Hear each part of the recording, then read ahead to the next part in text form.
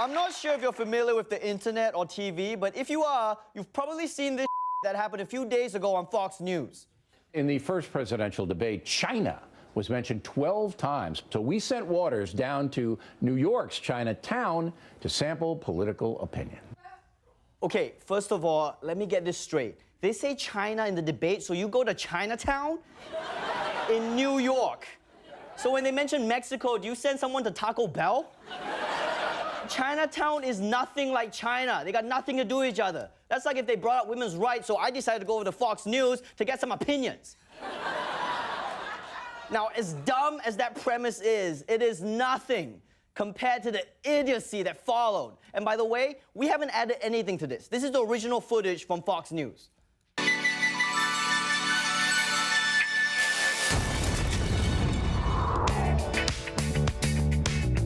Am I supposed to bow to say hello? 你好，你好。 I like these watches. Are they hot? JC Penney 398. Who are you going to vote for? Clinton wife. Clinton's wife has a name. What is it? Oh man, unforget it. Snap out of it. Do you know karate? Yeah, I know. Hit my hand. Oh, that's the spot. Is it the year of the dragon? Rabbit? No, it's actually the year of go f yourself.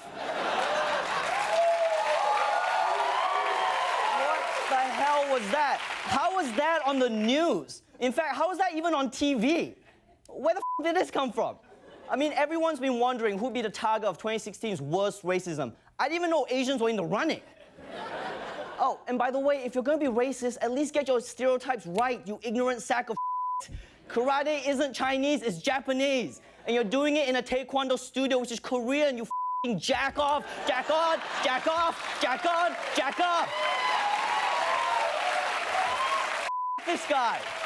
And seriously, Mr. Miyagi, update your reference material. That's like me making fun of Americans for Saturday Night Fever and Mr. T. Yeah, real topical stuff, buddy. If you want to come at Chinese people, make fun of China's high pollution or the fact that they censor most of the internet, which in this case might actually be a good thing, since no person from China will ever have to watch your garbage attempt at comedy. Donald Trump beating up on China at the debate. Trump has been beating up on China. How does that make you feel?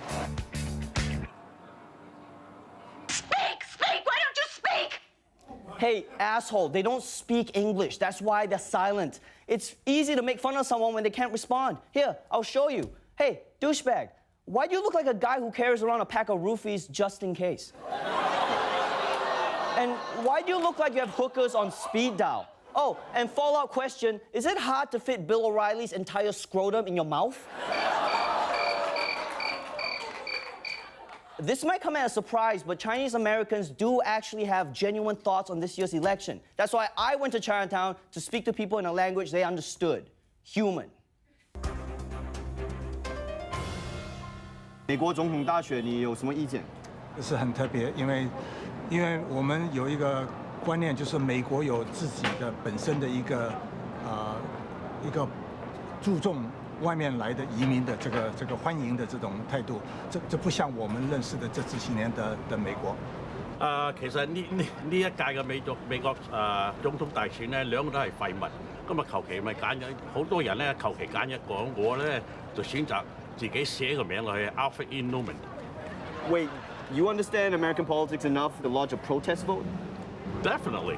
因为现在美国对这个中美关系看得很重要。以前我们每次说中国是个朋友，现在他们都是说一个 adversary， 那这个很危险嘛。为什么你懂美国政治方面？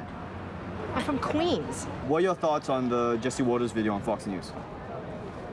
The chicken reporter who came down here and thought he was big because he talked to people who couldn't speak English. Yeah, that douchebag piece of. The one who was sent here by the larger chicken who couldn't come to Chinatown because he was afraid to do it himself. You mean that one? Yeah, that guy.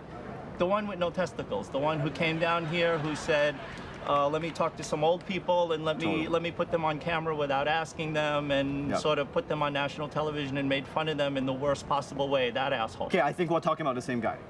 Right. What was the question again? I can't even remember.